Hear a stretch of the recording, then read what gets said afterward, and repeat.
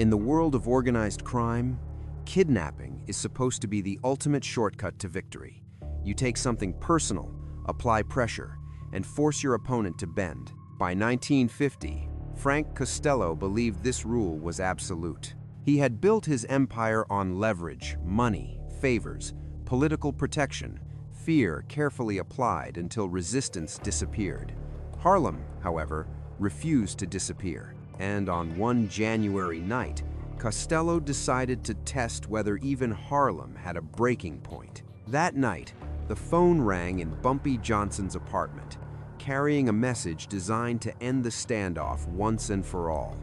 Costello hadn't taken territory. He hadn't sent soldiers. He had taken something far more precise.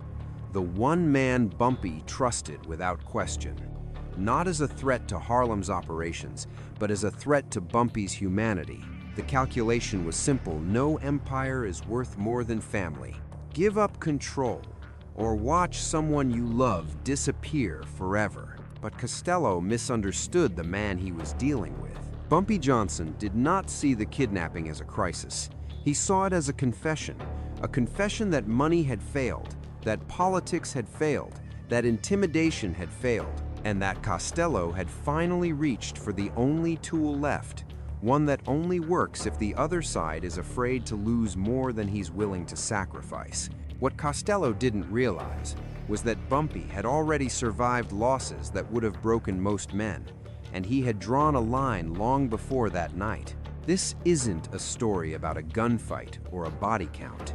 It's a story about leverage colliding with principle, about a bluff so extreme it forced one of the most powerful men in America to confront something he had avoided his entire career: the possibility that there are people who cannot be bought, cannot be cornered, and cannot be forced to choose between power and loyalty. Because when you kidnap the wrong person, you don't gain control. You reveal weakness. And in January 1950, Frank Costello learned exactly what happens when leverage meets a man who refuses to sell anything that matters. By 1950, Frank Costello had reached a level of power few criminals ever touch. He didn't need to shout, threaten, or flood streets with violence. His authority came from something far more efficient: compliance.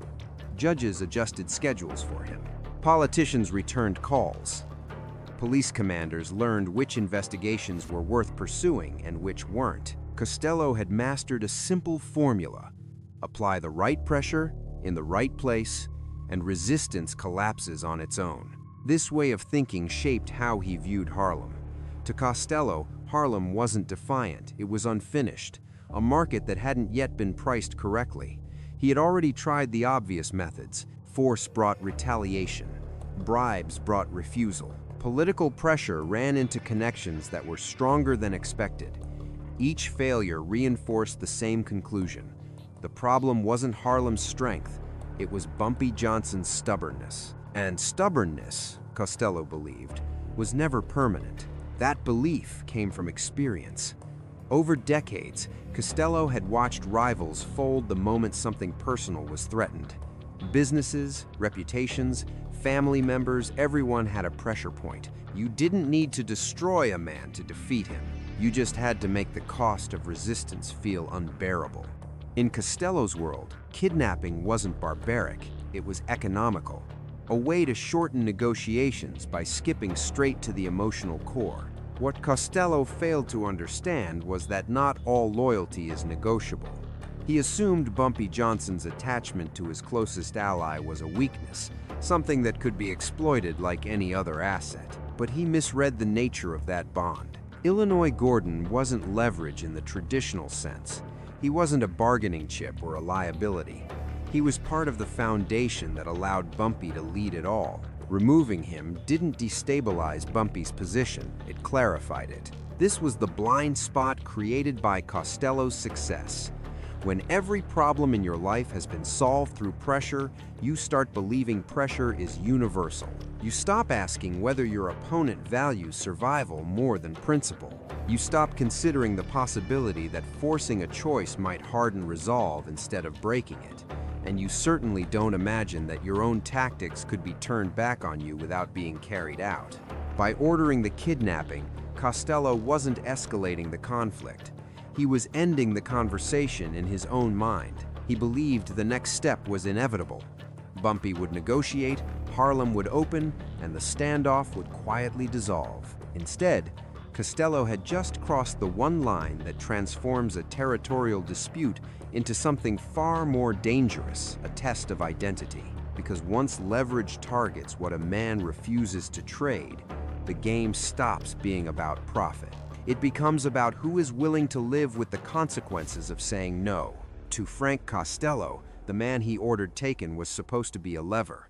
To Bumpy Johnson, Illinois Gordon was something else entirely. That difference is where the plan collapsed. Illinois wasn't a bodyguard hired for proximity. He wasn't muscle paid to follow orders. He was continuity. Years before Harlem became stable, before borders hardened and rules held, Illinois had stood beside Bumpy when standing beside him was the most dangerous position in New York. They had survived raids, betrayals, prison stints, and wars that erased names from memory. In that time, trust didn't grow from shared profit, it grew from shared consequences. Illinois had already paid the price for loyalty more than once. That made him the opposite of a liability. Costello's assumption was logical in his own framework.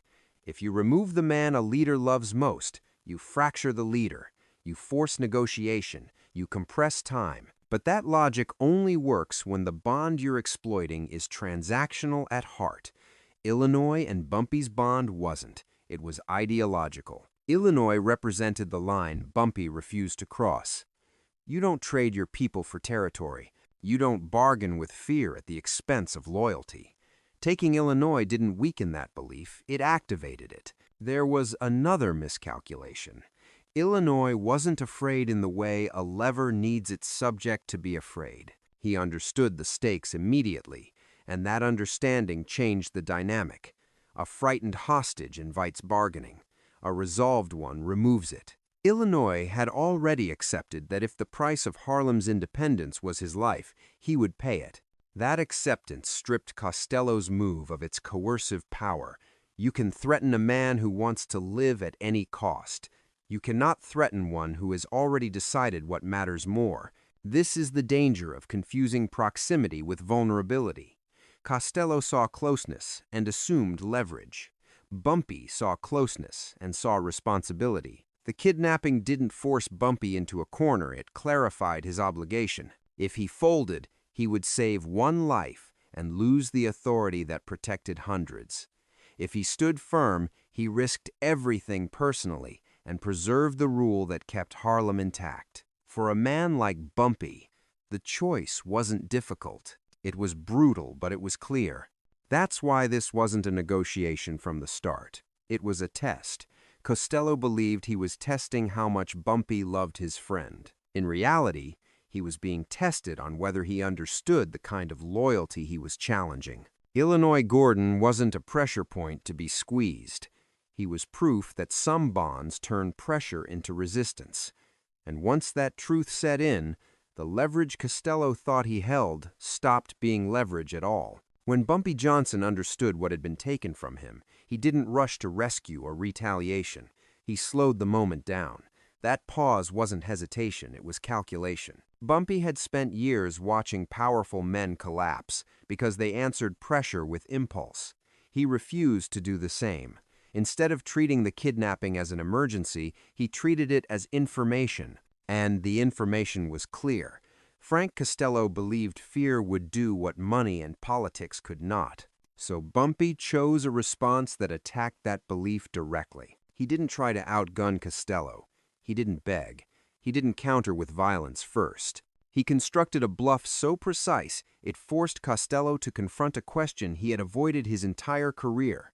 What happens if the man across from you is willing to accept consequences you are not? The power of the move wasn't in whether it would be carried out, it was in whether Costello believed Bumpy could live with himself if it were. That distinction matters. Most threats fail because the person making them needs the outcome too badly. Bumpy didn't. His leverage wasn't a hostage or a weapon. It was credibility. He He had built a reputation on one unshakable principle. He protected his people, and he never sold them. If he backed down now, he wouldn't just lose territory, he would lose the foundation that made Harlem ungovernable by outsiders. Costello was betting that Bumpy valued one life over that foundation. Bumpy was betting Costello would never risk a child to test a bluff. The brilliance of the counter-leverage lay in its restraint. Bumpy didn't cross the line he drew. He didn't need to. He simply made Costello feel. For a few minutes, the same panic he had imposed on others for decades, the fear of losing family because of a strategic choice, in that mirrored moment, Costello's entire philosophy was exposed. Leverage only works when both sides believe the same rules apply. The instant those beliefs diverge, the advantage flips. This wasn't about winning a trade. It was about ending a tactic.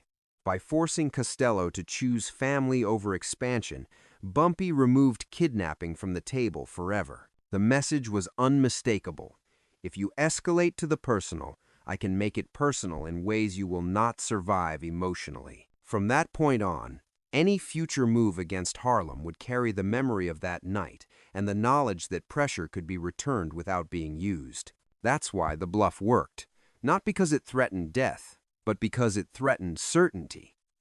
Costello had always operated in a world where outcomes could be managed. Bumpy introduced uncertainty into that world and made it clear he could live with it. Once that line was crossed, the game wasn't about leverage anymore. It was about who understood its limits first.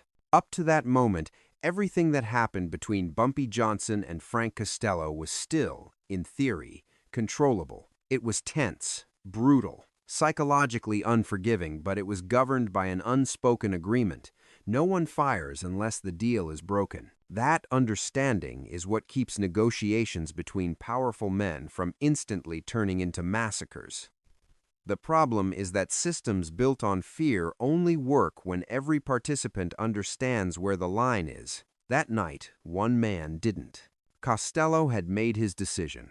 He chose family over expansion, survival over pride.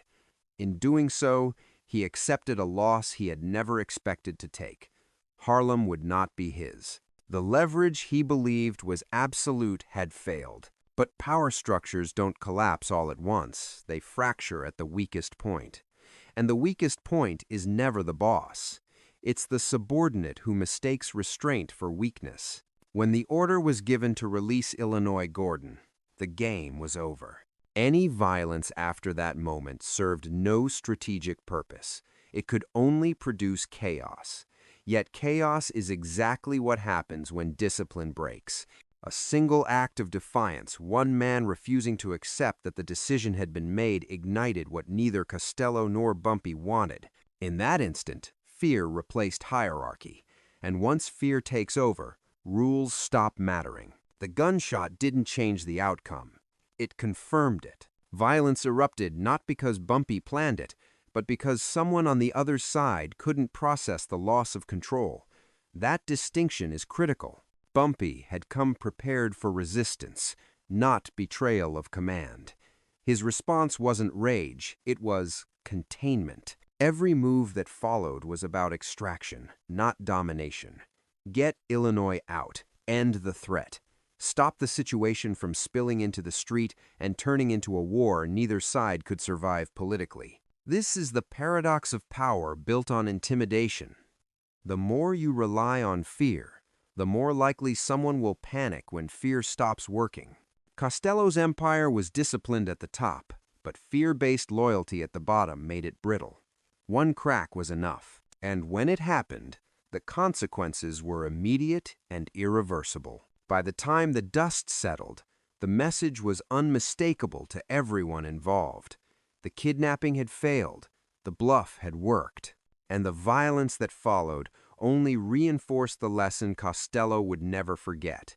Harlem wasn't dangerous because it was aggressive. It was dangerous because it stayed disciplined when others didn't. That difference, not the gunfire, is what ended the conflict for good. What ended the conflict between Frank Costello and Bumpy Johnson wasn't the gunfire, the wounded men, or the bodies left behind. Those were symptoms, not conclusions. The real ending came afterward, in what didn't happen. No follow-up pressure, no second attempt, no new intermediaries, no quiet probes into Harlem's defenses. For a man like Costello, that silence was an admission. From that point on, Harlem stopped being a problem to solve and became a boundary to respect. Not because Costello feared retaliation in a military sense, but because he had finally identified something he could not manage. He had tested every lever he knew: money, influence, intimidation, emotional pressure, and discovered that none of them applied cleanly. Worse, he had learned that pushing harder didn't create compliance. It created resistance that escalated faster than he could control. Costello survived that night, but he lost the initiative forever. Any future move against Harlem would have required reopening a psychological door he had no interest in walking through again. The memory of choosing between power and family doesn't fade. It calcifies, and once a powerful man internalizes that a line exists he will not cross, he starts organizing his world around avoiding it. For Bumpy Johnson, the outcome wasn't triumph, it was finality. He didn't expand, he didn't capitalize, he didn't press his advantage. He simply ensured that the rules were understood. Harlem was not neutral territory. It was not contested territory. It was non-transferable. Anyone who tried to treat it as negotiable would face consequences that could not be priced or predicted. That clarity mattered more than any alliance. From then on, conflicts involving Harlem were handled indirectly or not at all. The cost of miscalculation had been demonstrated once, publicly enough to be remembered, privately enough to avoid repetition. In the underworld, that is the ideal outcome. You don't need victories on record. You need lessons that no one wants to relearn. The irony is that Costello achieved exactly what he feared most, not through defeat, but through understanding. He learned that power has limits, and those limits are defined by people who refuse to trade what they consider sacred. Bumpy Johnson didn't win by taking something from Costello. He won by proving there was nothing Costello could safely take from him. Looking back, the night Frank Costello tried to force Harlem into submission is often remembered for the violence that followed. But that misses the point. The gunfire didn't decide the outcome. The outcome was decided the moment leverage failed. Frank Costello walked into that confrontation believing power was something you could always apply harder. He walked out knowing that some forms of power collapse the instant they touch the wrong boundary. For Bumpy Johnson, that night wasn't about winning territory or humiliating a rival. It was about drawing a line so clear that no one would ever need to test it again. Harlem didn't become stronger because of fear. It became untouchable because it proved it could not be coerced, even at the most personal level. That distinction mattered more than any alliance or title. This is why the story still matters. Not as a tale of bravado or body counts, but as a lesson in how real authority works. Power that depends on leverage eventually runs out of options.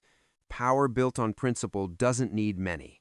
Costello survived, but he adapted. He learned that there were places in New York where negotiation ended before it began. And once a man like Costello accepts that truth, it becomes permanent. In the end, Harlem wasn't protected by guns or threats. It was protected by certainty. The certainty that if you tried to buy it, pressure it, or trade lives for it, you would lose something you could never get back. That's the kind of power that doesn't announce itself. It just waits, and when tested, it never blinks.